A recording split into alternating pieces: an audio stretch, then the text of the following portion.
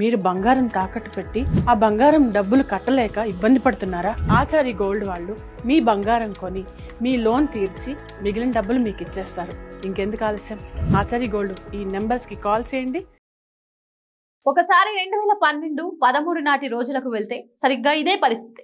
2009 ఎన్నికల్లో మన్మోహన్ అత్యంత నిజాయితీ పరుడని, మరోటని ఇంకోటని పాజిటివ్ ఇమేజ్ ఉండేది. కమ్యూనిస్టులు UPA 1 నుంచి బయటకు వచ్చి న్యూక్లియర్ బిల్లు వద్దని అరచి గీపెట్టిన జనం మన్మోహన్ కి మద్దతుగా నిలిచారు. ఎన్నికల్లో UPAకి లెఫ్ట్ దూరమైన ధీమాగా ప్రభుత్వం ఏర్పాటు చేయగలిగారు. అలాంటిది 2 ఏళ్లు తిరిగేసరికి ఒక్కొక్కటి చుట్టుముట్టాయి. 2G, కామన్వెల్త్ వంటి స్కామ్ల నుంచి మొదలుకొని నిర్భయ కేసు, అన్నా హజారే ఉద్యమం వరకు అన్ని మన్మోహన్ సర్కార్కి చెమటలు పట్టించే ఘటనలే. అలాంటివే ఇప్పుడు మనం చూడొచ్చు. పహల్గామ్ లో ప్రభుత్వం ఫెయిల్ అయింది. కప్పిపుచ్చుకోవడానికి పాకిస్తాన్తో సైనిక ఘర్షణ అన్నారు. అంతలోనే ట్రంప్ ఆదేశాలతో తుస్మనేసింది. ఈలోగా తారీఫ్ దెబ్బ. ఇప్పుడు మొత్తం ఎన్డీఏ గెలుపునే సవాల్ చేసే విషయం సామాన్యులకు చేరిపోయింది. అసలు మోదీది విజయమే కాదనే వాదన బలపడుతుంది. అదే సమయంలో RSS, BJP సంబంధాలు దెబ్బతిన్నాయి.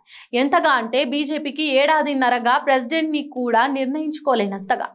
ఈలోగా 75 ఏళ్ల నిబంధన కత్తి తీసుకున్న మోహన్ భగవత్ నేరుగా మోదీ మెడ మీద పెట్టేశారు.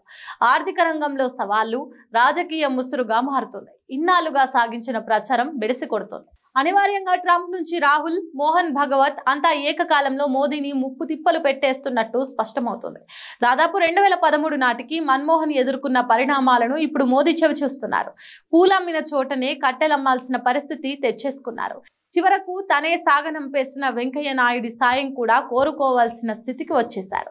ఇవన్నీ చూస్తుంటే ఇప్పుడు దేశం మన్మోహన్ కన్నా బలహీన ప్రధానిని చూస్తుంది. బీహార్ ఎన్నికల తర్వాత అనివార్యంగా ఎన్డీఏలో లుకలుకలు బయటకు వస్తాయి. కేంద్ర ప్రభుత్వం ఎలా మనుగడ సాగించగలదోననే సందేహాలను తీసుకొస్తున్నారు.